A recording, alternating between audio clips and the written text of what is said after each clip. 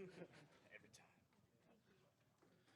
time. Okay, we're going to keep the media availabilities rolling. We've got Austin Cindric, driver of the number 2 Team Penske Ford, and Harrison Burton, driver of the number 21 Wood Brothers Racing Ford. Both part of our Sunoco Rookie of the Year class this year. So we'll go ahead and open up to questions. We'll start right up front with Jenna.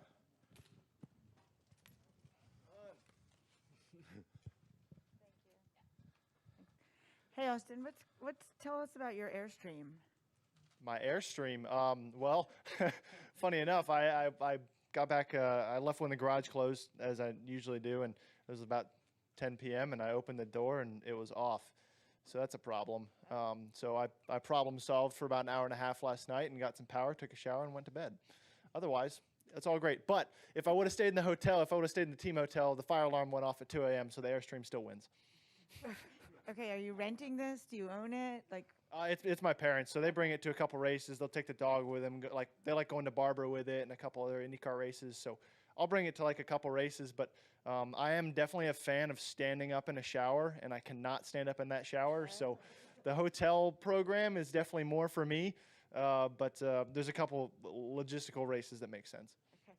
And then for both of you, just you're sort of teammates and also competing against each other for Rookie of the Year. I mean, does that title matter to either of you? Is it a real competition?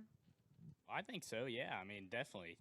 It definitely matters. I mean, you look at the list of people that have won it in the past, and it's, contains some of the best to ever do it. So anytime you can kind of put yourself on that list as the same group of guys, I think you work hard to do it, and it's a big deal. It definitely is a big deal. I know it is to me personally, for sure. I mean, to build off of that, I think it's something that you probably focus on later in the year. Like right now, I'm not sure either of us, we're not competitive with one another. I mean, we'll go work out together and try and one up each other, but otherwise it's not like we're hiding information from one another and not talking about things. And obviously when we treat each other like teammates, just like Ryan and Joey. So so I don't think it's a conflict of interest in any way. It's so tough to try and match this guy on the rowing machine because he just pulls forever. You see his legs? Holy cow! See, that's an excuse. What an excuse. What about them pull-ups? You got me there. Okay, we'll come over here to Mark. I was just going to say, is it like Mark Garrow, PRN? Is it like the treadmill? You put yours at 5, he's 6. You go 7, you go 8, and you guys. He's not as bad as Scott McLaughlin. I'll be on the same treadmill right next to Scott, and if I'm at 10.2, he'll put his at 10.3 until we're at 14 miles an hour and we're all about to fall off the thing because it's maxed out and we've been running for a minute. So I think Harrison he's competitive for sure, because if I start trying harder, he'll start trying harder. But I think it's good to have friendly competition. But yeah, I think he stays within reason. Yeah, I still try and at least do the regimen that we have. I think Scotty's up there just trying to just go all out the whole time. I was going to say, guys, just obviously you guys look like you have a pretty close relationship. How do you balance that out? Because you guys are competing for something pretty important in the Sunoco Rookie of the Year. You both would want it. So how do you, I mean, again, it's obvious you guys got a great relationship. How do you balance that out? Well, I think it's just a respect thing. I mean, Harris and I have raced each other for a little while, and we've known each other. We went to high school together, known each other for a while, and we're obviously here for the same reason. It's because we want to be successful, and not just as a Rookie of the Year, but understanding and grasping, what it takes to be successful at the Cup Series level. So I think from that standpoint, I think there's a lot more that we can gain out of helping each other than there is doing anything different. So, and it doesn't help our team at all either if there's a different mindset there. So I think especially in the first couple months of this new car and as we're learning together, obviously Harrison's working with somebody that I've worked with for a really long time. So I think there's a natural connection there between the 21 team and as well as my team to really help build our company forward.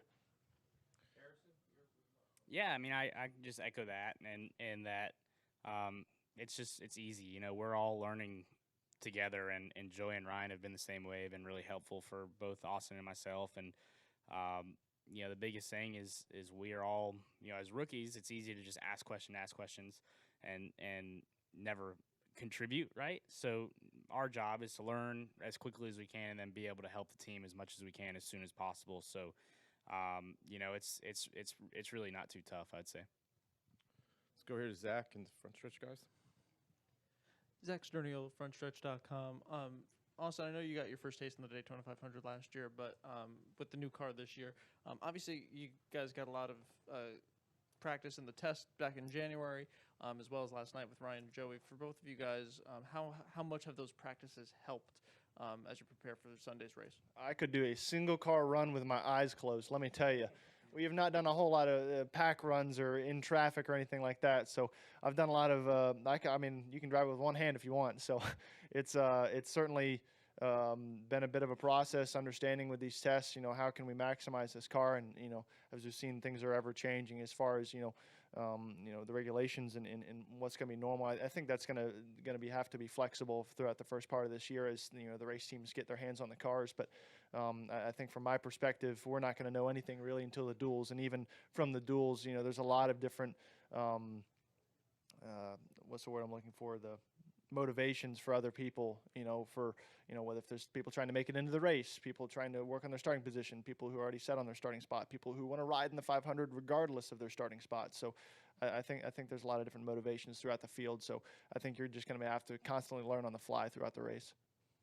Yeah, I would echo that, and that our tests were definitely the most aggressive pack racing we've done earlier this season.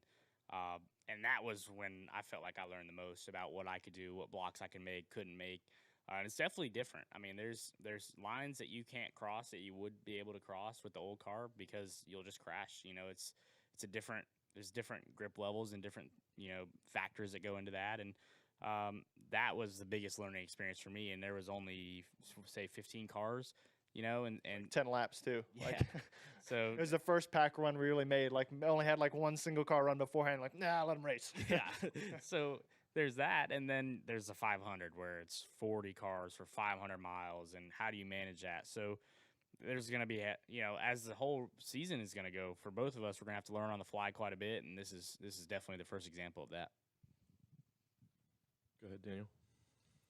Daniel McFadden, FrenchRich.com. Harrison, you've gotten to experience the spectacle of the Daytona 500, in the capacity of watching your dad take part in it. I'm curious, coming off the spectacle of the Clash, which is its own unique thing, how prepared are you to actually be a part of the spectacle that is the Daytona 500 for the first time? As an excitement level goes, it's pegged, right? I'm just over the moon that I'm here and able to kind of live out this dream I've had since I was a little kid. And, that's awesome. But as far as nerves go, I'm sure there'll be some. I've done 2 cup races so far, and one was Talladega, which is an electric atmosphere. The Clash at the Coliseum was the same way. It felt like a college football game, and it was awesome. I mean, it was cool to be a part of that. And then now the 500, I think, is going to be the biggest of them all, obviously. So I've watched my dad do it, and I've understood the moment, and I've raced for a long time myself. So I think, emotionally I'll be ready for it. It's something that is definitely have to have some thought into, but I'll be ready for it. Okay, let's go over here to Bruce and then Alex.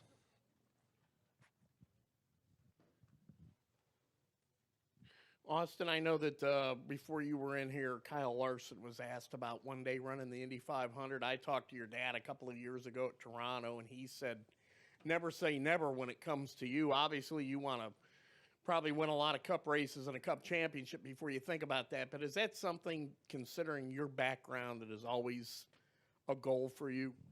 Yeah, I'll be conscious of the fact that I'm sitting here on Daytona 500 Media Day, sitting at the Daytona International Speedway when I talk about the Indy 500 and how important it is to my family and, really for me in motorsports, there's like probably nothing bigger, at least from my lifetime and my upbringing. But yeah, it's certainly something I have my eye on. It's also something that I don't see in the near future for me. My commitment level has never been higher to one form of racing than it has in the last couple of years as my career in NASCAR has been. So I've got an amazing opportunity in front of me that I want to make the absolute most of. And, if I find a few reasons to think that I'm not going to get shot down when I ask for it, or even, it's not just as simple as asking Roger Penske, oh, can I run the Indy 500? It's not that easy, but, hopefully one day I feel like I can establish myself enough to find a time that we can do it, because I would certainly love to, but, I've got more direct things I want to tackle first. And when you won the Xfinity race in Indianapolis, you had I had a race the next day, so I had another job to do. It's very clear to me that I had another job to do the next day. So, but yeah, winning in Indy last year was pretty awesome. But nothing really compares to the 500. Go ahead, Alex. Thank you. Alexandra with the Charlotte Observer. I'm hoping both you guys can just put into perspective for me how steep the learning curve is, being rookies in the series, coming in with this new car, having limited practice, limited pack racing experience, and then, starting the season with the biggest race of the year. Yeah, it's super steep, and you look at the rookie stats from the years past. It's obviously there's a learning curve there. You've seen the best in the business some of the best to ever do it. Some of them will struggle in their rookie year, and the best rookie year to date, not to date, but recent history is probably Denny Hamlin, who's like a 12.5 average finish and 2 wins. So that's like the over the moon, like the best in recent history. And then there's guys that get 25th average finish, right? And so trying to find your way through that and understand that this is the hardest, form of racing that I've ever done, and this is the highest level I've ever done it at. So understanding that and understanding the work that has to go into beating these guys, beating Larson, who was up here on the stage before us, it's going to have to be a lot. We have a lot of lost time to try and make up for really quickly, and I know that we're doing our best to do it. I think to add on to that, I think if you were to make a quantifiable list of all the things that Harrison and I and Todd and anybody else who's been a rookie in this series to learn, you top on top of that with the new car.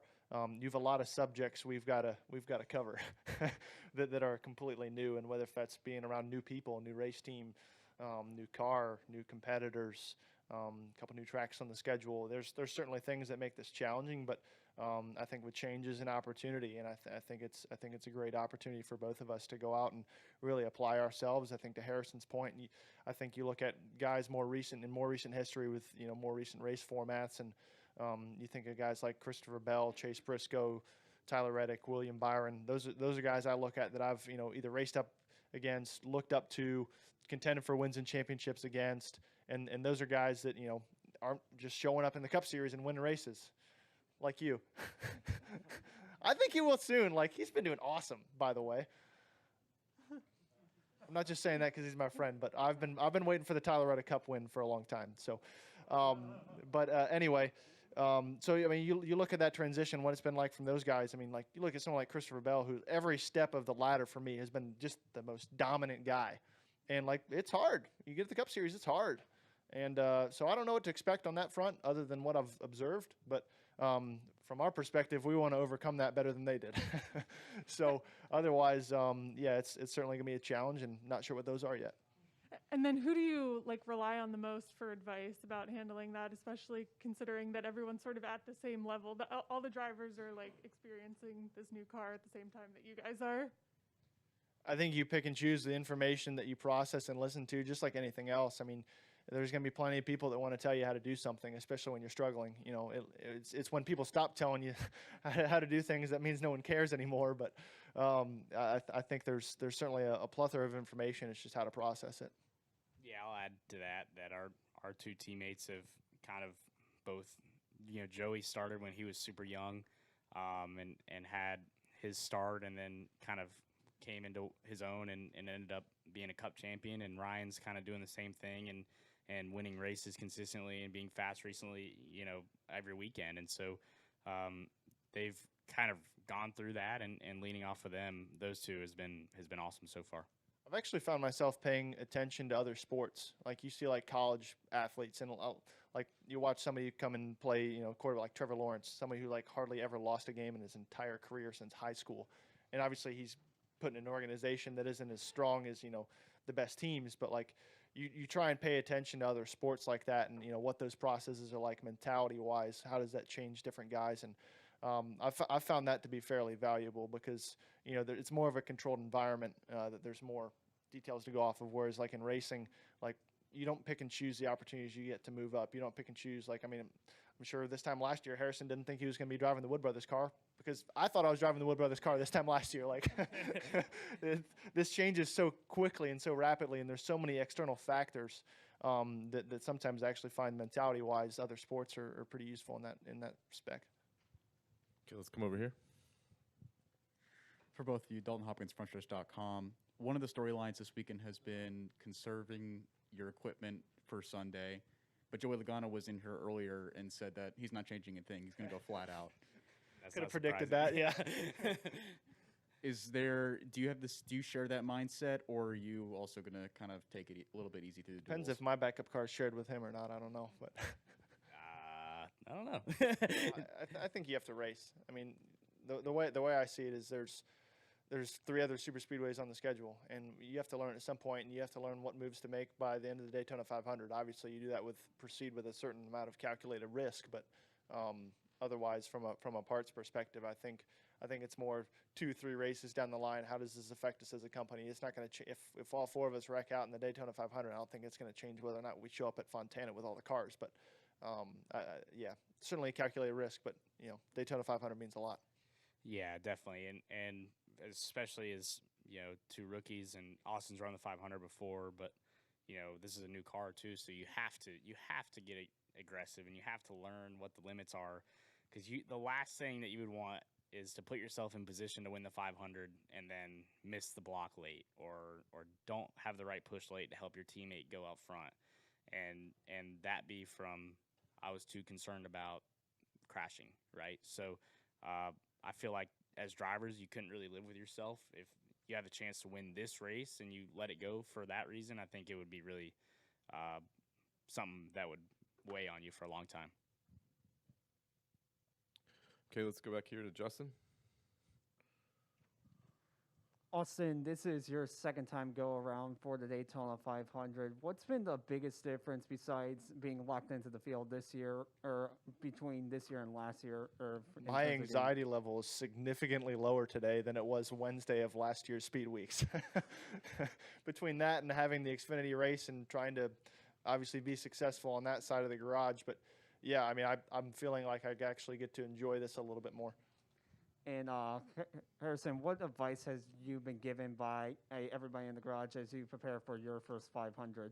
Yeah, I've had a lot of advice, and I think one of the most interesting ones was from my dad, who said that the Daytona 500 Sunday is probably the craziest day of your life, because every sponsor is here. This is the biggest venue with the most fans in the infield. I mean, it's craziness, right? So being prepared for that, a lot of times I like to spend a lot of time alone before I race and think about things, and understanding that, well, you probably won't be able to, because you have to bounce around and see all these sponsors and do all this stuff that you normally don't have to for every other race. And understanding that you have to be proactive and get your stuff done, early, and be prepared much earlier than Sunday. And that's true for every race, but more so for this one, because you don't have very many hours on the clock on Sunday. Okay, let's go over here. Sean Clark of the Rich Report. Austin, a year ago you won the Xfinity opener here at Daytona. How do you kind of reflect on that as you prepare for your first full season in the Cup Series? And that race specifically was probably one of the most exciting side drafting battles I had with this guy. I think we were side drafting each other for like 6 laps So straight. mad I lost that one. Yeah. It's come up like 3 times today, and it just really grinds his gears. It so does. I love it. But otherwise, I mean, being able to win a super speedway race for me, like I feel like that was kind of checked all the boxes as far as different types of racetracks, and at least in the Xfinity level that I've been able to be successful at. So that was kind of one of the top things on my list last year to accomplish, and it was obviously cool to get it done. But I think the Daytona 500 is significantly different than that specific race. So, but I'm looking forward to getting back and looking forward to having a shot at it. All right. Any more questions? Oh, one more over here. This question's Cameron Richardson, the Rich Report. This question's for both of you. I kind of want to. I'm curious to know about the pressure added on with your guys' rookie seasons. Austin, you being a Xfinity champion, and Harrison, you having the last name and driving one of the most famous cars in NASCAR. Yeah, I mean, there's definitely pressure, and it's not really for me personally, it's not from external sources or anyone else. It's just from me, because I care about this sport and I want to be a part of it for a long time, and there's nothing I want more than to work really hard and prove that I belong this year. So there's pressure in that, but what happens outside of my personal head hasn't really added any extra pressure. I think just the people around me have been really helpful, and the group, with the 21 car has been amazing.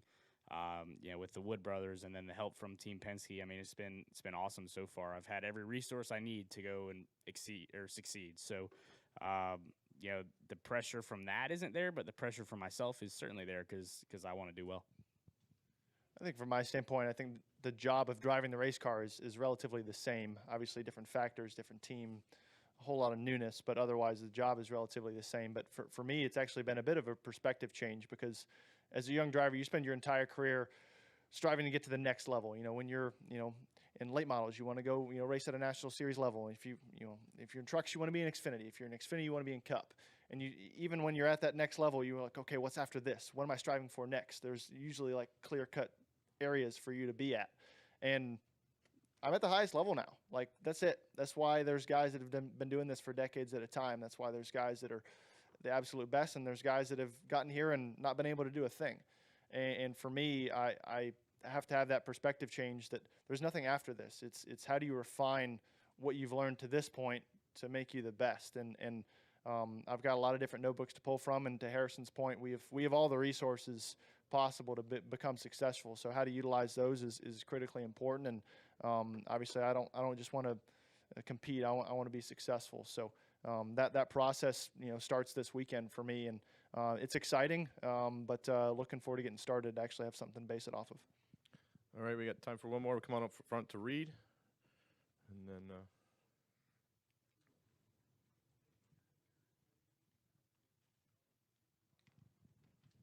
Reed Spencer with the NASCAR Wire. Harrison, with your dad heading up the new Drivers Advisory Council, you're in a unique position to lobby. What would be at the head of your wish list? Wow, I haven't thought about it. I feel like that's like insider trading or something, right? I mean, I don't know. I'm new here, right? So this is my first run at this, and I tend to let the guys that have been around for a long time and have, established themselves kind of put on the wish list, and I just kind of listen, and sometimes I'll text in our drivers group chat. I sent one message so far and checked that off the box, and other than that, I'm just happy to be a part of it. What was your one message? I said something about how the Clash was like